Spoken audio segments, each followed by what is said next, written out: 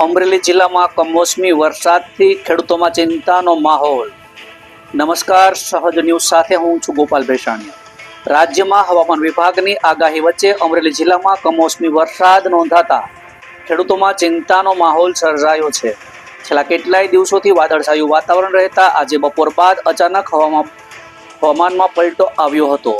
ખાસ કરીને ખાંભા, બગસરા અને ધારી પંથકના ગ્રામ્ય વિસ્તારોમાં અચાનક વરસાદ વરસતા ખેડૂતો ચિંતિત બન્યા છે।